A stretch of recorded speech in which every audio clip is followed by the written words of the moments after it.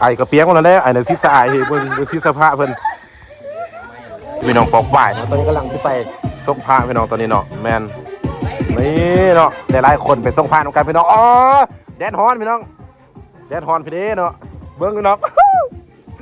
ส่งพระนำกันเด้อพี่น้องเด้อหลังจากกินจะเล็กจากน้อยแล้วส่งพระพี่น้องตัวแรกครับหรือว่ามื้ออื่นไปส่งอีกทีนึงเนาะเอาพระลงเลยเอาพระขึ้นแล้วมื้อนี้เนาะแมนโอ้แมนแดดหลายพี่น้องโอ้ตายแดดให้แดดว่าพี่น้องแต่แดดสมีกับคนมาให้ทางนี้เด้อจัดเด้อเนี่ยยันเสียเพิ่นยันเสียเพิ่นเนาะเพิ่นมีแฟน4-5คนเนาะมีเสียหลายเด้อบ่ได้เลยเนาะโอ้ไอ้บ่เสียเด้อบักอันนี้บักอันนี้โซดบักอันนั้นน่ะมักง่ายมักมีอะไรพี่น้องเบิ่งบรรยากาศเป็นการยามสวยๆพี่น้องบ่ไอ้สิตักใส่โคไปเสียบุญมาเฮือพี่น้องทีมมาเลยรุ่นนี้นะโอ้พี่น้องย่างคือวันนี้ก็รู้สึกแบบจังได๋บ่ดำอันนี้นะลืมใส่ทรงขายาวมาเนาะแล้วมันเฮ็ดบุญให้ทานนำกันพี่น้องเอ้ยจันนี่วันนี้เฮากลับไปส่งพระเนาะถึงว่าเพราะว่าเอาพระลงมาแล้วก็ต้องไปส่งพระแม่นแล้วเพราะว่าปีนึงมีเทื่อนึงเนาะปีนี้มี3มื้อเป็นจังได๋แม่นปีนึงมี3มื้อมื้อนี้มื้อเน่านี่มื้อนี้ว่าสิไปลิ้นบ้านเพื่อนบ้านไกลเคียงบ้านสิไปเนาะบ่ได้ไปเนาะบ้านได้ไปครับเนาะเพราะเขาเจ้าว่าสิไปเนาะแต่เสาร์เลยแต่ความจริงบ่ได้ไปมื้อนี้ไปน้องแม่นเอาเป็นโอกาสหน้าเนาะแต่ว่าคันที่ว่าตัวกับบ่แม่นพี่น้องนักแข่งเราพี่น้องส่งพระส่งกันพี่น้องเด้อพี่น้องเอ้ยอากาศก็โอ้ฮอนไลน์พี่น้องเอ้าสาวมาทางนะคนนี้น่ะเอาคุณบ่เคยเห็นบ่เคยเห็นกดจันบ่ปิดนะโทรศัพท์เฮาบ่ปิดนะซื้อราคาแพงนะซื้อราคาแพงนะโอ้จันหอนจันหอนขาจันโอ้พี่น้องเลยอีกตายแล้วพี่น้องหอนหลาย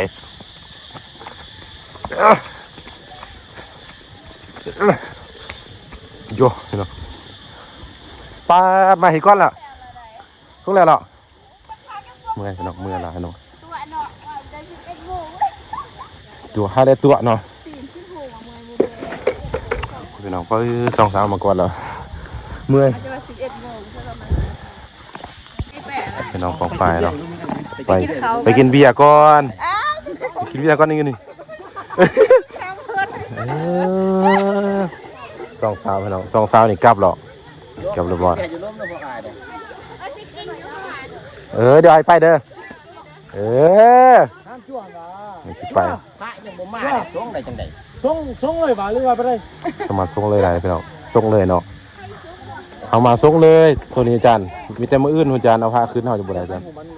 ให้ฮู้บ่ให้คลิปก่อนให้คลิปมันไปส่งพานำกันพี่น้องเป็นมื้อที่2เมื่อวานเฮาพาลงมื้อที่2เนาะไปส่งพาไปส่งพานำกันพี่น้องนี่นุ่มใส่นุ่มพี่น้องผู้เล็กผู้น้อยเขาผู้แก่พี่น้องส่งพานำกันเด้อพี่น้องเอ้ยบูดเอาหานนำกันพี่น้องแมนนี่นั่นแหละแมนนี่เนาะซิดกันเลยนะอยากซิดกันซิดเนาะเนี่ยอันนี้นะคือรักเอาอันลูกไม้คู่บ้าตีอันนี้โอ้โหคุมาเด็ดอย่างนี้เลยป้าอยากอยู่เฮิงบ่ได้ผู้ยิ่งอยู่เฮิงพุ่นผู้ยิ่งบ่ให้ส่งอยู่เฮิงส่งพานำกันเลยส่งพระส่งกันพี่น้องปดเกิดเด้อพี่น้องเลยไอ้น้องเลยพี่น้องเลยนี่คือเป็นแบบเล็กคุณน้อยยิงนุ่งใส่นุ่มกระบากันไปพี่น้องส่งพระเป็นมื้อที่2เด้อส่งพระนำกันโอ้ยจังเลยแม่นล่ะปีใหม่ฟ้าใหม่อยู่ดีมีแห้งเด้อฮึกเลข400ล้านพี่น้องบ่แม่นฮึกเลข400ล้านเด้อพี่น้องเด้อแม่นมาส่งนำกันเนาะแม่นคนอาจจะส่งคนดีกว่าส่งพระนำกันพี่น้องเอ้ยเฮานี่เฮาส่งคนสุดท้ายบ่เป็นหยังเฮาคู่ไปในก่อนเนาะถ้าก็สิเอาไปก่อนเนาะน้องนี่หลังจากส่งแล้วก็มาส่งหีพี่น้องเอ้ยนั่นแหละก็ ส่งหุ่นก็ได้ส่งทีก็ได้เนาะก็ตามอัธยาศัยอะไรพี่น้องเอ้ยแล้วแต่เพิ่นจะส่งเนาะแม่นโอ้โธ่เอาจันคือข้าเพิ่นจันคือป่ะโอ้ขาหักก็สิแฮมก่อนน่ะเนาะตัวนี้เฮ็ดบุญเฮ็ดทานบ่เนาะแม่นบ่มีโอกาสดีน้องเลยเอาน้องจับไอ้น้องจับกล่องไอ้เนี่ยเอาจับ เนี่ยมึงมามึงเอามาง านจับกล่องกันเอาโอ้เขาอยู่แซ่เนี่ยโอ้มาเด้อโอ้มา เดียวเด้อ โอ้มาเด้อ ต้องคนต่อกัน เต็มสนุกกันละจัน คอยมุกเตี้ย เฮ็ดบุญเฮ็ดทานกันเด้อพี่น้องเด้อ แล้วที่ไม่พอไม่อยู่ดีๆคนเจ็บจะได้คนไปซุนี่อันเด้อหายอันเด้อดีทางนี้ไปเบิดเอาแต่สิ่งดีๆเขามาหาได้เมียไว้บัดเนี่ย จงรวยพี่น้องจงรวย เดี๋ยวไอ้ฮดลองกันวะสิฮดตะกองน้ำเนี่ย ไป ผู้ใดให้ใดผู้ฮดเด้อ ไหนพุ่น คำอธิษฐานของเพิ่นเนาะบ่ธรรมดาเด้พี่น้อง ให้ใดผู้ฮดเด้อ คาราฮูพุทธสัน ตั้งใจหรือว่าเจตนา ทางเฮ็ดแทน แต่ฝ่ามาอยู่ดีมีแห่งสิ่งได้บ่ดีกับปัดนี้ไก่ห่างบัดอยู่ดีมีแห่งแล้วใดเมียไว้บัดเนี่ยมาได้ตอนนี้ได้ บัดนี้ก็ส่งไปส่งพาใหญ่เนาะ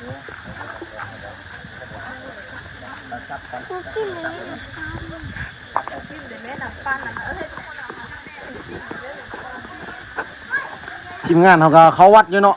คนสุดท้ายไปแล้ว แม่น วัดแล้วเด้อโอ้เดี๋ยวหยาดเนาะโตเอาจนคน เออ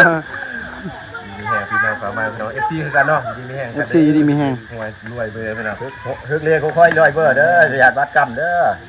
ปีนึงนี่เพิ่นนึงพี่น้องอยู่ดีมีแห่งบัดเลย ปีนี้นี่ ซื้อลอตเตอรี่รางวัลที่นึงแน่พี่น้องไอ้ดันเนาะ คือลอตเตอรี่แล้วมาให้หนึงขอตัวเดียวเนาะเด็ดๆเนาะ เลขเด็ด ขอให้อยู่ดีมีแห้งกันเนาะมีชูมีแฟนเป็นก็พอแล้ว ได้บ่ดีกะฮะปัดนี่ไก่ห้างเด้อ อย่าห่างกันเด้อผมว่าบ่แห้งพี่มาฝามา ส่งพาแล้วก็ส่งคนมานี่สับซุ่มกุมเย็นเนาะ แน่ เย็น เล เลย ยหดกันนึงเลยหดคนในร้ายเนี่ยเพิ่นก็หอนก็เฮานี่เด้อพี่น้องเด้อ ได้เด้ ถูกพี่น้อง ได้เนี่ยถูก หดมือเลยพี่น้องเด้อหดขึ้นมาบ่ได้เด้หดมือหดยังเอาเนาะถูกมดพี่น้องเอ้ยคักๆมดคักๆเด้อ สาธุบัดนี้ ดีมีแห้งพี่น้อง ผู้คือคนฮะ ตะกองเฮานี่พี่น้องนี่ไปไปนำกันพี่น้องในวันนี้แหละ